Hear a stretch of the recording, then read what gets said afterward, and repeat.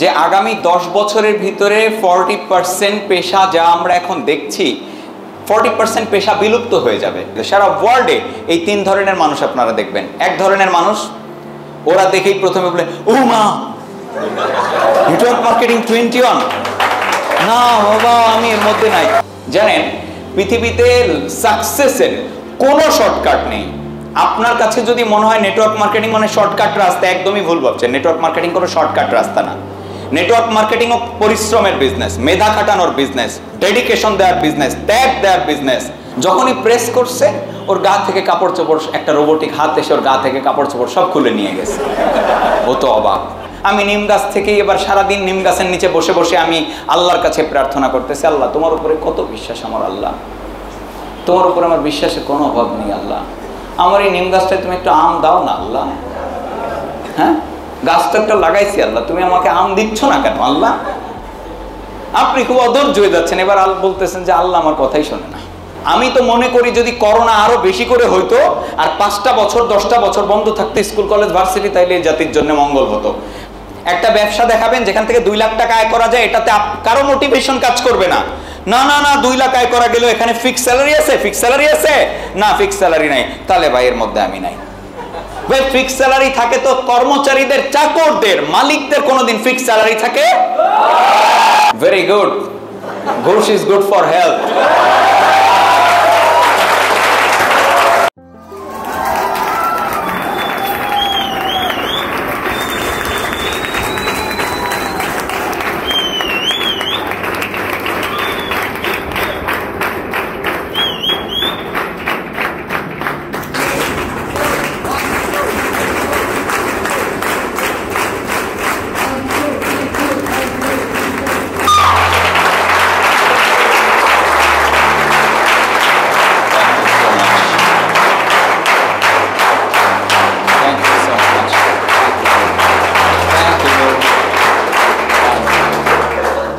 আসসালামু আলাইকুম, সবাই কেমন আছি আমরা?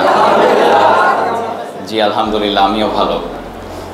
বর্তমান বিশ্ব যেদিকে আগাচ্ছে আমাদের উচিত কি সেই দিকে আগানো নাকি তার উল্টা দিকে আগানো?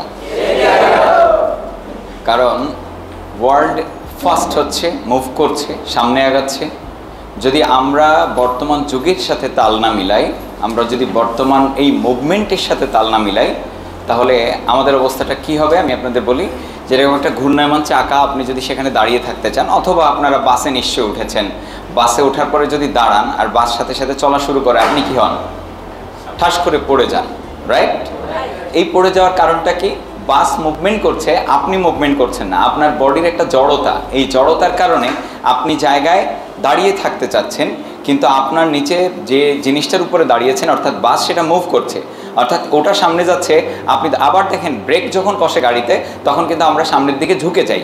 এই ঝুঁকে যাওয়ার কারণটাও কিন্তু জড়তা, অর্থাৎ সেটার গতি বন্ধ হয়েছে। এখন আপনার গতিটা, আপনার বডির গতিটা কিন্তু চলমান আছে। সে বাসটা 60 কিলোমিটার গতিতে চলছিল আর আপনি 60 কিলোমিটার গতিতেই চলছিলেন, কিন্তু বাসটা যখন ব্রেক করছে ওটা 0 কিলোমিটারে নেমে আসছে, আপনার বডিটাও ওই 0 কিলোমিটারেই আসতে চায়। এই জন্য কিন্তু আপনি একটা ধাক্কা খান সামনের দিকে। তো পৃথিবীতে আমরা বসবাস করি, পৃথিবী সামনের দিকে আগাচ্ছে, আর আমরা যদি সেই সাথে না আগাই তাহলে কি হবে জানেন? ওই যে ওরকম পড়ে যাওয়া বা ধাক্কা খাওয়া হবে। তো পৃথিবী তো থামছে না কখনো, সে সবসময় মুভমেন্ট করছে।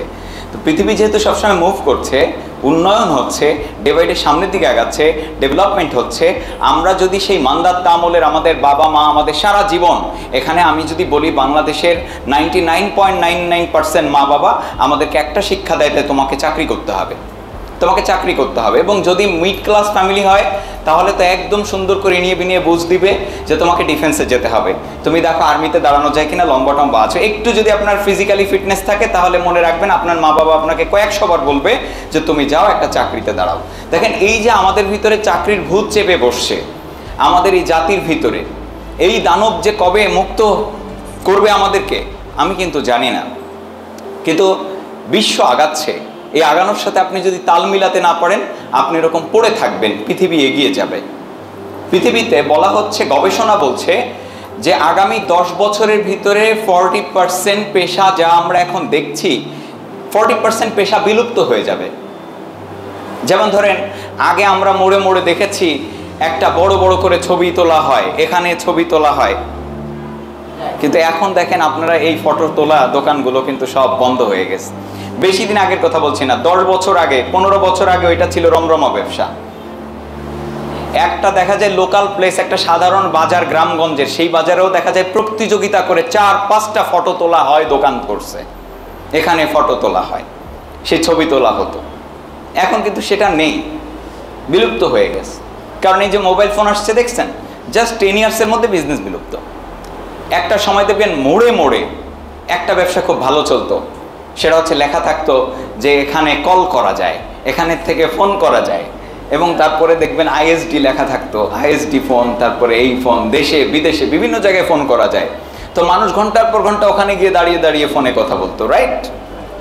আজকে দেখেন 10 ইয়ার্সের ব্যবধানে এই পেশাটাও বিলুপ্ত। ওই ব্যবসা যারা করতো সব বন্ধ হয়ে গেছে। একটা সময় মোবাইলের টপ আপ ফ্লেক্সি লোডের কি পরিমাণ রমরমা ব্যবসা, প্রতিটা জায়গায় সবাই খালি ব্যবসা করতে নামলেই যে ঠিক আছে এটা খুব সহজ ব্যবসা, কয়েকটা মোবাইল কিনে আর একটা দোকান দিয়ে বসলেই হয়ে গেল, আমি মোবাইলে রিচার্জ করব। এখন দেখেন রিচার্জের ব্যবসা বিলুপ্ত হয়ে গেছে, রকেট এসছে, বিকাশ আসছে, মানুষ এখন রকেট বিকাশ থেকে নিজের লোডটা নিজেই দিয়ে রাখে। আগে ধান লাগানোর জন্য কৃষক খুঁজে বেড়ানো হতো, এখন ধান লাগানোর জন্য কৃষক খুঁজতে হচ্ছে না, মেশিন চলে আসছে। আগামী 5 বছরের মধ্যে দেখবেন বাংলাদেশের গ্রামে গঞ্জে আনাচে কানাচে ধান লাগানোর জন্যে, অর্থাৎ রোপণ করার জন্যে আর কোনো মানুষ লাগবে না, ওটা মেশিনেই করবে। ধান কাটার জন্য মেশিন ব্যবহার শুরু হয়েছে। আপনার আগামী 5 বছরের মধ্যে দেখবেন ধান কাটা লোক আর কেউ লাগবে না। যেখানে 100 জন মানুষ যা ধান কাটতে পারে, একটা মেশিন একদিনে তার চেয়ে বেশি ধান কাটতে পারে। একটা সময় গরু দিয়ে ধান মাড়াই করা হতো, ধানের গাছ থেকে ধান ছাড়ানো হতো, কিন্তু এখন আর গরু দিয়ে কেউ করে না। একটা সময় দেখবেন মানুষেরা একেবারে কি করত, যে গাছ পেতে রেখে সেই গাছের সাথে ধানের যে আটি, এই আটিগুলোকে কিন্তু পিটাতো ধান ছাড়ানোর জন্য। এখন আর কিন্তু সেইটা কেউ করে না। একদম প্রত্যন্ত গ্রামে যান, সেখানে এক ধরনের মেশিন আছে যে ধান গাছ সহ ধান এক সাইড দিয়ে দিচ্ছে, আর ওটার ভিতরে একদম ডাল চাল খিচুড়ি বানিয়ে এক পাশ দিয়ে বের করে দিচ্ছে ধান, এক পাশ দিয়ে বের করে দিচ্ছে খড়, তাও শো করে খড় অনেক দূরে গিয়ে পড়ছে, দলাবদ্ধ হয়ে যাচ্ছে, রাইট? দেখেন এইভাবে কিন্তু বহু মানুষ বেকার হচ্ছে, কৃষকরা বেকার হয়ে যাচ্ছে আস্তে আস্তে। আজকে আপনারা যত পেশা দেখতেছেন ওয়ার্ল্ডে, 40% পেশা বিলুপ্ত হয়ে যাবে। একটা সময় ছিল যখন এই যে ছবি তোলা, উপর থেকে ড্রোন শট নেওয়ার জন্য, মানে এমন এখন তো ড্রোন শট, কিন্তু উপর থেকে শট নেওয়ার জন্য হেলিকপ্টার, অর্থাৎ হেলিকপ্টারের পাইলট এবং সেই সাথে ক্যামেরা পার্সনকে হেলিকপ্টারের সাথে বেঁধে টেঁধে সে বড় এক সাইজের ক্যামেরা ঘাড়ে করে নিয়ে কিন্তু উপর থেকে শট নিত। অথচ এখন 50,000 টাকা, 30,000 টাকা, 20,000 টাকায় ড্রোন পাওয়া যায়। ড্রোন ছেড়ে দিয়ে এখান থেকে রিমোট দিয়ে পুরা খুলনা শহরের একটা ভিউ, পুরা ঢাকা শহরের একটা ভিউ নিয়ে নিচ্ছে। অর্থাৎ দেখেন হেলিকপ্টারের যে পাইলট মানে ড্রাইভার, সেও বেকার হয়েছে, আর যে ক্যামেরা চালাইতো সেও কিন্তু বেকার হয়েছে। যুগের সাথে তাল না মিলাতে পেরে বর্তমান বিশ্ব থেকে নোকিয়া হারিয়ে গিয়েছে। নোকিয়া একটা সময়ে, আজ থেকে 10 বছর 15 বছর আগে নোকিয়া একচেটিয়া ব্যবসা করত, শুধু যুগের সাথে তাল না মিলানোর কারণে নোকিয়া হারিয়ে গেছে। ওয়ার্ল্ড এত ফাস্ট মুভ করছে, আপনারা অবাক হবেন। এখন তো এই যে খুলনাতে উবার নেই, ঢাকাতে আছে উবার, আপনি অ্যাপসে ক্লিক দিবেন, চারপাশে কতগুলো গাড়ি, 2 মিনিটের মধ্যে গাড়ি আপনার কাছে চলে আসবে, একদম আপনার সামনে এসে বলবে এই যে আপনার সামনে দাঁড়ানো স্যার, আমি অমুক জায়গাটায় দাঁড়ানো, আপনি উঠেন। তো এখন এই যে উবার চলে এসছে, অথচ উবারের একটি গাড়িও নেই। এই যে বিজনেস ডেভেলপ হচ্ছে, এখন খাবার কিনতে গেলেও কিন্তু এই যে হোটেলে যাওয়া লাগতেছে না মানুষের, ঘর থেকে ঘরে রান্না করেও সেই খাবার ডেলিভারি দিচ্ছে, রাইট? ফুড পান্ডায় অর্ডার করেন, দেখবেন আপনার বাড়িতে খাবার এসে হাজির। এখন মানুষ এই শপিং মলে কেনাকাটা করতে চাচ্ছে না, জানেন? আগামী 5-10 বছরের ভিতরে এই শপিং মল ব্যবসা আর থাকবে না। এর কারণটা কি? কারণ মানুষ এই যে এক জায়গায় গিয়ে, একটা শপিং মলে গিয়ে সময় খরচ করে এই পণ্য খুঁজে বেড়াও কোন জায়গায় আছে, আবার ওই পণ্য পাচ্ছে না, এইটা আর করছে না। এখন যে পণ্য লাগবে জাস্ট তারা সার্চ করতেছে ইন্টারনেটে, একটা অনলাইন মার্কেট প্লেসে সার্চ করতেছে, অনেক ভ্যারাইটি আসতেছে, অনেক সেলার, সেখানে হাজার হাজার সেলার একটা পণ্য সার্চ করছে। সে আপনি একটা কলম সার্চ করবেন, আপনার সেলার দেখবেন 100, আপনার যেইটা পছন্দ হয় আপনি সেইটার ছবি ক্লিক দিচ্ছেন আর সেই পণ্যটা আপনার ঘরে এসে পৌঁছে যাচ্ছে। ওয়ার্ল্ড মুভ করছে, আর আমরা সেই মান্দাত্তা আমলের চাকরি নিয়ে পড়ে আছি। চাকরি করব কবে? চাকরি করে এখন মানুষ অর্থ উপার্জন করতে পারছে না, কোনো মতে ডাল ভাত খেয়ে বেঁচে থাকতে পারছে। আগামী 20 থেকে 30 বছরের ভিতরে দেখবেন সারা ওয়ার্ল্ডের সব ড্রাইভার বেকার হয়ে গেছে। কারণ টেকনোলজি এত ফাস্ট মুভ করছে যে ড্রাইভারহীন গাড়ি এই যে আবিষ্কারের প্রক্রিয়া চলছে। তেলের পাম্পগুলো দেখবেন আস্তে আস্তে বন্ধ হয়ে যাবে। জিজ্ঞেস করেন কেন? কারণ আস্তে আস্তে তেল দিয়ে গাড়ি চালানোর এই যে সিস্টেম আমরা দেখছি, তেলে আর গাড়ি চলবে না, এখন ইলেকট্রিক কার আসতেছে। ইলেকট্রিক গাড়ি আগামী 5 to 10 ইয়ার্সের মধ্যে আপনারা দেখবেন ইলেকট্রিক গাড়িতে ভরে গেছে। তো 10-15 বছর পরে পাম্পের বিজনেসও থাকবে না, কারণ মানুষ বিভিন্ন জায়গায় শুধু নতুন আবার বিজনেস হবে, সেই বিজনেসটা যুগের সাথে তাল মিলিয়েই হবে। তখন ব্যাটারির আগমন ঘটবে। তো এইভাবে ওয়ার্ল্ড মুভ করছে, আর আমরা যদি মুভ না করি কি হবে? ওই ওয়ার্ল্ড সামনে আগাবে আর আমরা দাঁড়িয়ে থাকার চেষ্টা করব, ঠাস করে কি করব? পড়ে যাব। তো আধুনিকতার সাথে আপনাকে তাল মিলাতে হবে। সেই আধুনিকতার সাথে তাল মিলানোর মতো একটা বিজনেস হচ্ছে নেটওয়ার্ক মার্কেটিং। যে বিজনেসটায় আপনি চালান ছাড়া আসবেন, পুঁজি ছাড়া আসবেন, একটা পণ্য পারচেস করবেন, মিনিমাম এডুকেশনাল ব্যাকগ্রাউন্ড দরকার, ন্যূনতম স্মার্টনেস এগুলো নিয়ে আসবেন, এত বড় আলিশান অফিস, এত সুন্দর পরিবেশ, আপনি এখানে বিজনেস করছেন। কিন্তু এখন কথা হচ্ছে এই নেটওয়ার্ক মার্কেটিং বিজনেস নিয়ে আপনার ধ্যান ধারণাটা কেমন, আপনি কেমন চিন্তা পোষণ করেন, তার উপরে ডিপেন্ড করতেছে আপনি কি পাবেন। কারণ আপনার ধ্যান ধারণার উপরে ডিপেন্ড করতেছে। কেন বললাম? অনেকে নেটওয়ার্ক মার্কেটিং করে আর তাদের ধ্যান ধারণা এত নিকৃষ্ট থাকে, তাদের ধ্যান ধারণা থাকে যে আমি এই খুব লজ্জাজনক একটা কাজ করতেছি, যেটার পরিচয় মানুষের কাছে দেওয়া যাবে না, আর এটার মাধ্যমে আমার ইজ্জতও টেকবে না, মানুষকে বলা যায় না, এই ধরনের চিন্তা নিয়ে সে আগায় নেটওয়ার্ক মার্কেটিংয়ে। অথচ দেখেন আপনার উপলব্ধি কি নেটওয়ার্ক মার্কেটিং নিয়ে? আজকে নেটওয়ার্ক মার্কেটিং করি দেখে কিছু মানুষকে অর্থনৈতিক সমৃদ্ধি অর্জনের জন্য একটা জায়গা করে দিতে পারছি। নেটওয়ার্ক মার্কেটিং যদি না করতাম তাহলে আমি খালিদ না, আমার বাপ, আমার 14 গোষ্ঠীর কারো সুযোগ ছিল না যে একটা মানুষকে অর্থনৈতিক সমৃদ্ধি অর্জনের একটা রাস্তা দেবে। আজকে আপনাকে তো আমি এরকম একটা অফিস দিতে পারছি, কাজ করার সুযোগ দিতে পারছি। জানেন, নেটওয়ার্ক মার্কেটিং যদি না হতো তাহলে এইটা কোনোভাবেই আমার দ্বারা সম্ভব হতো না যে আপনাকে আমি একটা কাজের সুযোগ দিব। নেটওয়ার্ক মার্কেটিং হচ্ছে সেই রকম একটা বিজনেস। এখন কথা হচ্ছে যে আপনি নেটওয়ার্ক মার্কেটিংকে কেমনভাবে দেখছেন, আপনার ফিল কি? যদি আপনি ফিল করেন আপনি বিরাট একটা জায়গায় আসছেন, শুনেন, অফার দেওয়ার ক্যাপাসিটি পৃথিবীতে সবার থাকে না। আজকে আপনি পড়েন ইন্টারে, কি আপনি অনার্সে পড়েন, কি ডিপ্লোমা পড়ছেন, অথবা আপনি ইঞ্জিনিয়ারিং পড়ছেন, হোয়াটএভার আপনি স্টাডি করছেন, আর আপনি সেই সাথে আরেকটি মানুষকে অফার দিচ্ছেন যে আমার কাছে একটা অপরচুনিটি আছে, সুযোগ আছে, যেই সুযোগ কাজে লাগিয়ে তোমার লাইফটাকে তুমি পরিবর্তন করতে পারো। জানেন, এই রকম অফার আপনাকে আপনার আর একটা বন্ধু কিন্তু দিতে পারছে না, যেটা আপনি আজকে পারতেছেন, because of this network marketing, right? এখন কথা হচ্ছে নেটওয়ার্ক মার্কেটিংকে আপনি কিভাবে নিচ্ছেন, আপনি কিভাবে দেখছেন, কেমন প্র্যাকটিস করছেন, তার উপরেও নির্ভর করছে আপনি কি পাবেন কি পাবেন না। শুনেন, 3 বন্ধু এরা ডিসিশন নিল যে আমরা সাঁতার শিখব। তো সাঁতার শেখার জন্য ওরা চলে গেল সুইমিং পুলে। 3 বন্ধু সুইমিং পুলে যখন গেল, যে দেখে অনেক মানুষ সাঁতরাচ্ছে, তো ওরা তো নেচে উঠলো, ওয়াও আমরাও সাঁতরাতে পারবো। তো ওর মধ্যে থেকে প্রথম বন্ধু, সে সবাইকে সাঁতরাতে দেখেই একটা নেতিবাচক চিন্তা করে বসলো যে সাঁতরাতে গিয়ে যদি আমি ডুবে মারা যাই, আমার মা বাপের কি হবে, আমার পড়াশোনার কি হবে, আমার বাবুটার কি হবে, মানে গার্লফ্রেন্ড।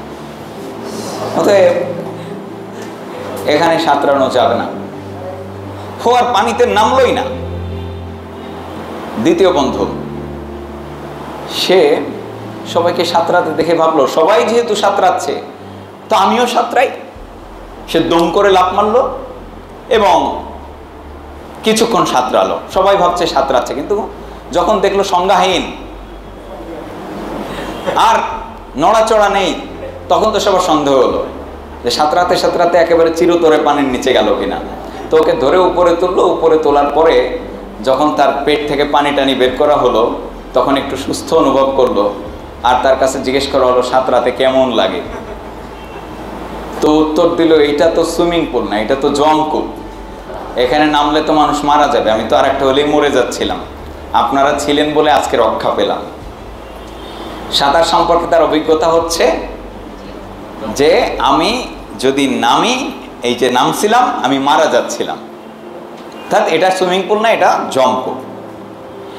এবার তৃতীয় বন্ধু, সে দেখলো সবাই সাঁতরাচ্ছে, এবার সে ভাবলো যেহেতু সবাই সাঁতরাচ্ছে জিনিসটা আমিও পারবো, কিন্তু আমার একটু শেখা দরকার কিভাবে কাজটা পারে, পানিতে ভেসে থাকে কিভাবে। তো যারা সাঁতরাচ্ছে তাদের কাছে গিয়ে জিজ্ঞেস করলো, আচ্ছা তুমি কিভাবে সাঁতরাচ্ছ? ওরা শিখিয়ে দিল যে এই যে হচ্ছে শ্যালো ওয়াটার, এখানে রেলিং আছে, রেলিং ধরে তুমি প্রথমে পানি হাত দিয়ে পা দিয়ে অপসারণের চেষ্টা করবে। 4-5 দিন প্র্যাকটিস করার পরে যখন তুমি একটু ভেসে থাকতে পারবে তখন হালকা হালকা হাত ছেড়ে দিয়ে তুমি প্র্যাকটিস করবে। তারপরে কিছুদিন যাওয়ার পরে তুমি পুরা সুইমিং পুলে ঘুরে বেড়াতে পারবে। তো সে তাই করলো, সে রেলিং ধরে পা দিয়ে পানি অপসারণ করে, কিছুদিন পরে হাত দিয়ে আরও কিছুদিন সাঁতরালো, সাঁতরাতে সাঁতরাতে একটু শ্যালো ওয়াটার থেকে একটু ডিপ ওয়াটারে যাওয়া শুরু করলো। ডিপ ওয়াটারে যাওয়ার পরে 1-2 মাস প্র্যাকটিসের পরে সে এখন পানির মধ্যে সাঁতরানোটাকে বানিয়ে ফেলছে একটা খেল। সে এক কোণা থেকে ফুস করে ডুব মারে, আর এক কোণা দিয়ে ফুট করে উঠে, আর সবাই তো অবাক, কিরে এ তো এক কোণা থেকে ডুব দেয় আর এক কোণায় উঠে, কিন্তু দেখাও যায় না, অথচ কত ভালো সাঁতারু। সাঁতারটা তার কাছে এখন একটা খেলা। দেখেন আমাদের এই নেটওয়ার্ক ইন্ডাস্ট্রিতেও 3 ধরনের মানুষ, শুধু নেটওয়ার্ক ইন্ডাস্ট্রিতে সারা ওয়ার্ল্ডে এই 3 ধরনের মানুষ আপনারা দেখবেন। এক ধরনের মানুষ, ওরা দেখেই প্রথমে বলে ও মা নেটওয়ার্ক মার্কেটিং 21, না বাবা আমি এর মধ্যে নাই, আমি চাকরি বাকরি করবো। আর একদল মানুষ আছে, এ করতেছে তো এরা যদি পারে তা আমি পারবো না, দি লাভ, ও দেয় লাভ, কিছু না বুঝেই দেয় লাভ। লাভ দেওয়ার পরে যখন ডুবে যেতে যায় ও বলে 21 মানে হচ্ছে এখানে ধরা খাওয়ার একটা রাস্তা, এটা একটা ফাঁদ, নেটওয়ার্ক মার্কেটিং মানে একটা ফাঁদ, আমি আর করতাম না, আমি বাড়ি চাই। কারণ কি, ও যে না শিখেই লাভ মারছে, অন্যরা করতেছে, আমি খালি এখানে দাঁড়িয়ে কথা বলতেছি। এখন আপনি যদি কথা বলা না শেখেন তো আপনি এখানে এসে তো কাঁপতে কাঁপতে দেখা গেলো পেশাব করে দিয়ে বলবেন বাহ ওরে বাপরে বাপ, মানুষের সামনে কথা বলা কি কঠিন কাজ। গত সপ্তাহে একটা ছোট ভাইকে ওই যে ইনভাইট, ও আমাকে বললো যে আমি একটা প্রেজেন্টেশন করি, আমি ওকে যখন চান্স দিলাম ও কথা বলতে এসে আমাকে চেম্বারে গিয়ে বলতেছে, স্যার মানুষের সামনে কথা বলা কি কঠিন কাজ স্যার, আল্লাহ এই করতেছ। এখন কথা একটা,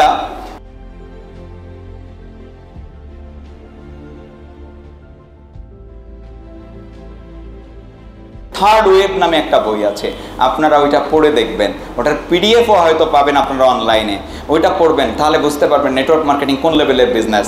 business of 21st century, American একজন রাইটার, একজন বিখ্যাত ব্যবসায়ী, এই বইটা পড়ে দেখবেন। বিজনেস অফ 21st সেঞ্চুরি, একবিংশ শতাব্দীর ব্যবসা বলা হচ্ছে এটাকে। জন ক্যালেন্স কি বলেছেন তার বইতে, তিনি বইয়ের শিরোনামই দিয়েছেন the greatest opportunity in the history of the world.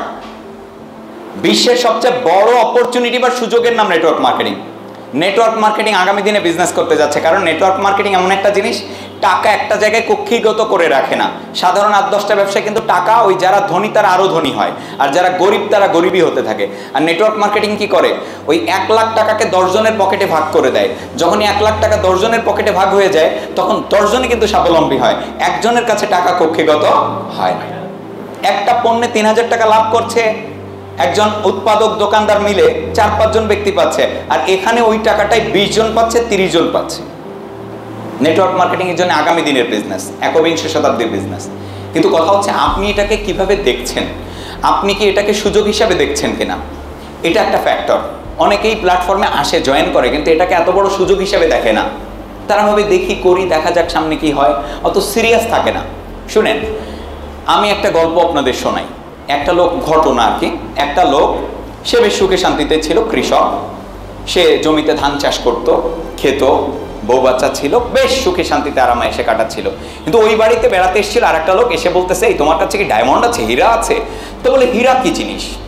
বলে হীরা এমন জিনিস, এত দামি জিনিস, যদি তোমার কাছে বুড়ো আঙুলের মতো একটা থাকে না, তো এই পাড়া মহল্লার ভিতরে তুমি সবচেয়ে ধনী ব্যক্তি, আর যদি মুষ্টির মতো একটা থাকে এই শহরের তুমি সেরা ধনী। তো বলছে হাই হাই, এটাই তো আমার কাছে নাই, তাহলে ঠিক আছে আমি এটা খুঁজি। সে জমি বিক্রি করে দিল, ভিটামাটি সব বিক্রি করে দিল, বউ এবং বাচ্চাকে এক জায়গায় রেখে সে চলে গেল একেবারে আফ্রিকাতে হীরা খুঁজতে। আফ্রিকাতে, সারা আফ্রিকা জুড়ে হীরা খুঁজে না পেয়ে তারপরে একটা সময় হতাশ হয়ে বার্সেলোনা নদীতে ঝাঁপ মেরে সে মরে গেল। আর ওই বাড়িটা যে কিনেছিল সে এবার ওই বাড়িতে থাকে, চাষবাস করে, খাওয়া দাওয়া করে। ওই লোকটাই ফিরে এসছে অনেকদিন পরে, এসে বলতেছে কি ব্যাপার, আগে যে লোকটা ছিল ওই বাড়িতে সেই লোকটা নেই? বলে না, সে তো অনেক আগে বিক্রি করে দিয়ে চলে গেছে।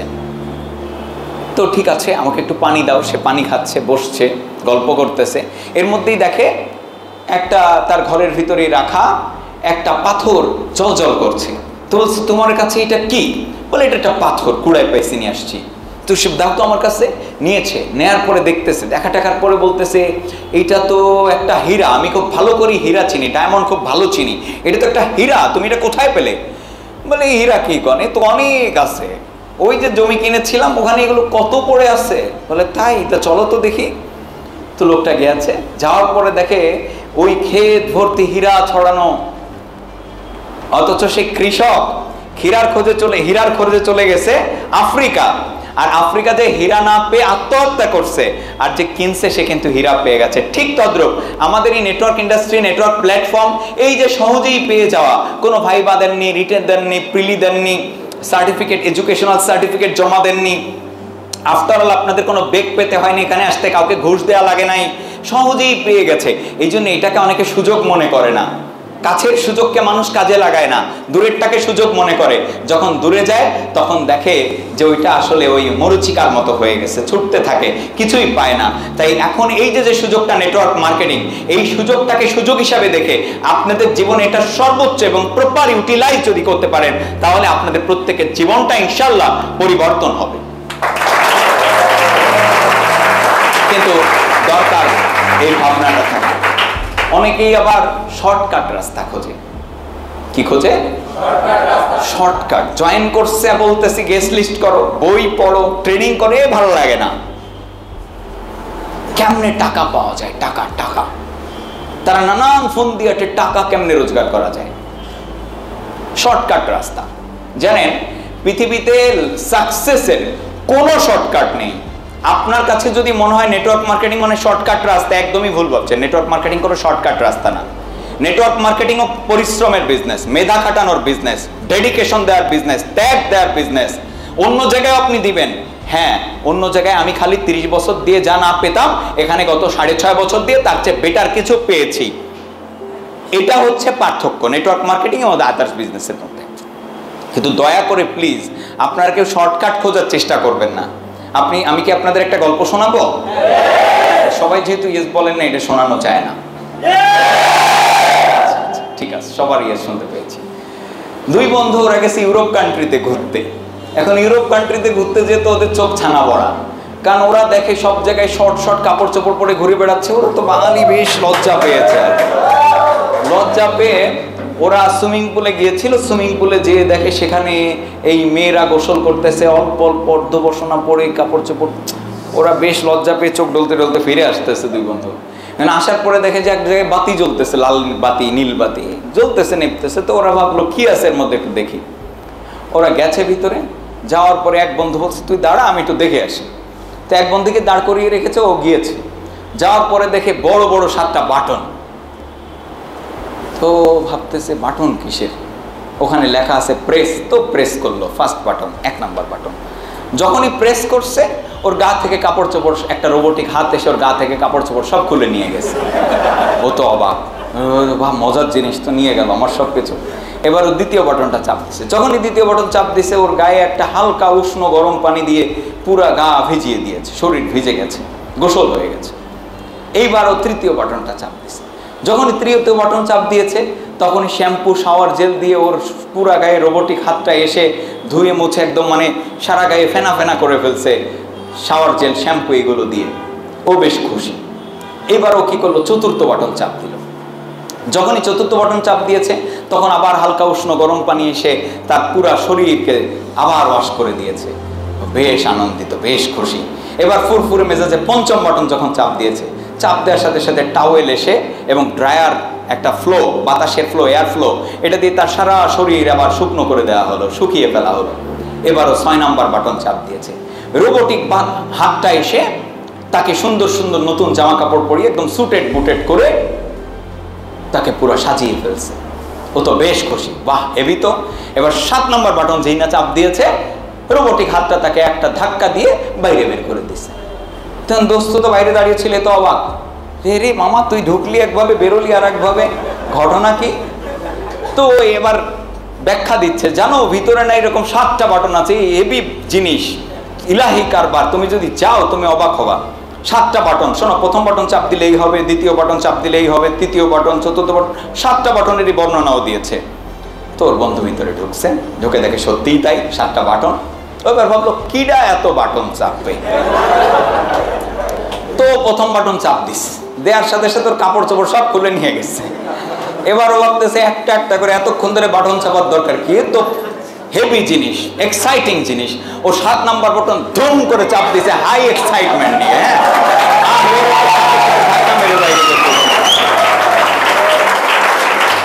তো সাথে সাথে যখন বাইরে বেরিয়ে এসছে, ওর বন্ধু দেখে গিরে তো কাপড় চোপড় কেন খুলে। তো যারা এই প্ল্যাটফর্মে আসবেন এবং শর্টকাটের চিন্তা করবেন, তাদের অবস্থাটা কার মতো হবে? এই বন্ধুর মতো। কখনো শর্টকাট করার চেষ্টা করবেন না। আমাদেরকে মনে রাখতে হবে এটা একটা রাস্তা। ফুল ডেডিকেশন দেন, পূর্ণ আস্থা দেন, বিশ্বাস দেন, দৃঢ় বিশ্বাস নিয়ে এগিয়ে যান। আর সবাই নিজেদেরকে কন্ট্রোলে আনেন। আগে যেমন চলতেন এখন তেমন চললে হবে না। দেখুন, আমি যদি নতুন কোনো ফল পেতে চাই, তাহলে আগে গাছ লাগানো ছিল নিম গাছ, আমি এখন নিম গাছ আর উঠাচ্ছি না। আমি নিম গাছ থেকেই এবার সারাদিন নিম গাছের নিচে বসে বসে আমি আল্লাহর কাছে প্রার্থনা করতেছি, আল্লাহ তোমার উপরে কত বিশ্বাস আমার, আল্লাহ তোমার উপরে আমার বিশ্বাসের কোনো অভাব নেই, আল্লাহ আমার এই নিম গাছটায় তুমি একটু আম দাও না আল্লাহ। হ্যাঁ, গাছ তো একটা লাগাইছি আল্লাহ, তুমি আমাকে আম দিচ্ছ না কেন আল্লাহ? আপনি খুব অধৈর্য হয়ে যাচ্ছেন। এবার আল্লাহ বলতেছেন যে আল্লাহ আমার কথাই শোনে না। আল্লাহ সিস্টেমের বাইরে যান না। আল্লাহ নিম গাছে আম ধরানোর সাধ্য আছে, কিন্তু আপনার জন্য তো আল্লাহ এটা করবে না। আপনি আম গাছ লাগান, তেন আল্লাহ আম দিবে, রাইট? আপনি আগের সেই পাবজি খেলা বন্ধ করবেন না। পাবজি সরকার বন্ধ করে দিলে আপনি ভিওআইপি দিয়ে খেলবেন। ফ্রি ফায়ার সরকার বন্ধ করলে আপনি বলবেন সরকার বন্ধ করছো, দাঁড়া দেখাচ্ছি আমরা কেমনে পারি। পর্ন সাইট গুলো বন্ধ করে দিবে, আপনি তবুও সেই পর্ন মুভি দেখবেন, ভিওআইপি ইউজ করেন। আপনাকে হচ্ছে যে যতই বলা হোক আপনি রাইট ওয়েতে চলবেন, আপনি রং ওয়েতেই চলবেন। আবার আপনি চাবেন জীবনের উন্নতি, ইম্পসিবল। স্বভাব অভ্যাসকে আপনি পরিবর্তন করবেন না, অথচ আপনি জীবনের উন্নতি চাবেন, এইটা হবে না। আমি বলি বর্তমান যুগের সাথে তাল মিলানোর মতো একটা বিজনেস নেটওয়ার্ক মার্কেটিং। এখানে সবাই স্টুডেন্ট, ম্যাক্সিমাম স্টুডেন্ট, 2-1জন হয়তো আলাদা থাকতে পারে। তো আপনাদের এখন ফোকাস দেওয়া উচিত কয়েকটা জিনিস। আপনার সার্টিফিকেট পৃথিবীর কোথাও কাজে লাগবে না, মনে রাখবেন। সার্টিফিকেট দিয়ে একমাত্র চাকরি করা যাবে, কিন্তু আপনার বেসিক দরকার, আইটি স্কিল দরকার, ইংলিশ স্কিল দরকার। আপনারা ইংরেজি শেখেন, আইটির ব্যাপারে এক্সপার্ট হন। আপনারা স্টুডেন্টরা সার্টিফিকেটের জন্য পড়াশোনা করেন না, আপনারা পড়াশোনা করবেন হচ্ছে জ্ঞান অর্জনের জন্য, আপনার ভিতরের বেসিক ডেভেলপমেন্টের জন্য। শুনেন, এই যে 2 বছর প্রায় স্কুল কলেজ বন্ধ, এই 2 বছরে আমাদের স্টুডেন্টরা পড়াশোনা ভুলেই গিয়েছে। ওরা এখন বাংলাও দেখে পড়তে পারছে না। এর কারণটা কি? এরা নিজেদের ব্যাপারে উদাস, ওরা শুধু পরীক্ষা পাশের জন্য পড়ে। জীবনটা কোথায় যাবে? আমি তো মনে করি যদি করোনা আরো বেশি করে হইতো আর 5টা বছর 10টা বছর বন্ধ থাকতো স্কুল কলেজ ভার্সিটি, তাইলে জাতির জন্য মঙ্গল হতো। কারণ চায়নাতে ইউনিভার্সিটিগুলো বন্ধ করে দিয়েছিল মাও সেতুং, আর তারপরে কিন্তু চায়নারা আজকে নিজের পায়ে দাঁড়িয়েছে, প্রত্যেক ঘরে ঘরে ইন্ডাস্ট্রি। বাংলাদেশে যদি ওইটাই হতো তাহলে এটাই হতো ভালো, প্রতি ঘরে ঘরে ইন্ডাস্ট্রি হতো, আমরা উৎপাদনশীল হতাম এবং আমরা তারপরে মাথা উঁচু করে দাঁড়াতে পারতাম। কিন্তু আমরা উদ্যোক্তা হতে চাই না, আমরা নিজে কিছু করবো এটা চাই না, আমরা ওই সিকিউরিটি খুঁজি। একটা ব্যবসা দেখাবেন যেখান থেকে 2 লাখ টাকা আয় করা যায়, এটাতে কারো মোটিভেশন কাজ করবে না। না না না 2 লাখ আয় করা গেল, এখানে ফিক্স স্যালারি আছে, ফিক্স স্যালারি আছে না, ফিক্স স্যালারি নাই, তাহলে ভাই এর মধ্যে আমি নাই। ভাই ফিক্স স্যালারি থাকে তো কর্মচারীদের, চাকরদের, মালিকদের কোনোদিন ফিক্স স্যালারি থাকে? তারা কোনো মাসে 10,000 প্রফিট করে, কোনো মাসে 10 লাখ প্রফিট করে, কোনো মাসে 10 কোটিও প্রফিট করে। আর ওই চাকরিজীবী, সে এরকম বহু চাকরিজীবী, হাজার হাজার চাকরিজীবী সে পোষে। আপনি কি মালিক হইতে চান না চাকর হইতে চান? আপনাকে আগে কোশ্চেন করতে হবে নিজের কাছে। তাহলে মালিক যদি হতে চান, নেটওয়ার্ক মার্কেটিং মালিক হওয়ার শিক্ষা দেয়, এন্টারপ্রেনারশিপ শেখায় মানুষকে। তা আমি বলি যে এই আর্ট অফ এন্টারপ্রেনারশিপকে আপনি বুকে ধারণ করেন, করে সামনের দিকে অগ্রসর হন, তবেই আমাদের জীবনের সাফল্যটি আসবে। শর্টকাট খুঁজেন না, একটু একটু করে এগিয়ে যান রাইট ওয়েতে। এবং যে ব্যক্তি সফল, এই ব্যক্তি যা বলছে ওইভাবে এগিয়ে যেতে হবে। যে সেক্টরে আপনি সফল হতে চান, অবশ্যই it needs long time. Long time মানে কত? ওই আমাদের তো ধৈর্যের খুব অসুবিধা, ধৈর্যের খুব অসুবিধা। শুনেন, সময় লাগে সব কিছুতে। ছোট একটা বাচ্চা, বয়স তার 2 বছর, তার মা বাবা কান্না শুরু করছে তার পাশে, আরে আমার ছেলে হইলো না, আমি হইলো বুঝতেছি না, দাড়ি উঠে না কেন, আল্লাহ তুমি দাড়ি দিয়া দাও। সারাদিন যদি কান্দে দাড়ি উঠবে ওই বাচ্চার? সবুর করো, সময় দাও, 15 বছর বয়স হইতে দাও, এরপরে দেখবে দাড়ি এমনিই উঠবে। কাইটাও পারবা না, প্রতি সপ্তাহে প্রতিদিন কাটা লাগবে, তবু দাড়ি ফুরাবে না। কি রাইট? সময়টা তো দেওয়া লাগবে। তো আমাদের প্রত্যেকের একটা টাইম জোন আছে, সময় আসবে, দরকার হচ্ছে রাইট ওয়েতে কাজ করে যাওয়া। লাইফ আপনার পরিবর্তন হবেই, শুধু আপনি হাল ধরে রাখেন, কখনো হাল ছাড়বেন। হাল, আমি যা বলতেছি এটা কি আপনারা বুঝতেছেন? শুনেন, না বুঝলেও আবার একটা বিপদ আছে। একটা গল্প তো মনেই পড়ে গেল, এটা কি বলবো নাকি? আচ্ছা, একটা সময় ব্রিটিশরা শাসন করছে এই দেশ, মনে আছে তো? তো ওই সময়ে দারোগারা ঘুষ খেত, সব সময় যা খায় আর কি, এখনো তো খায়।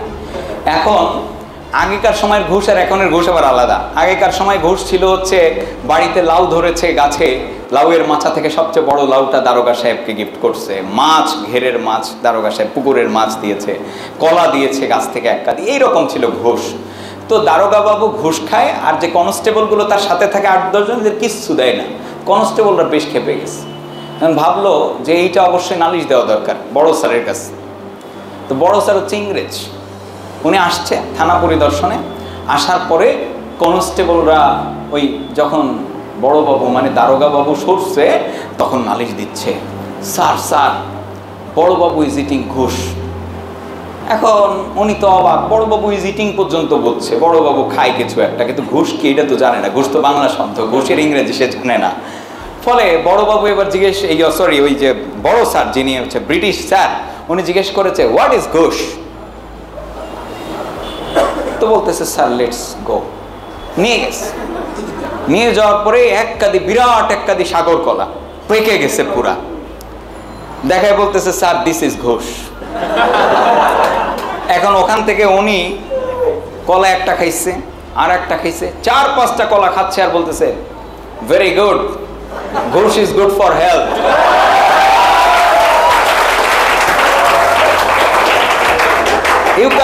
You can also eat ঘুষ, we don't say it ঘুষ, we say it banana।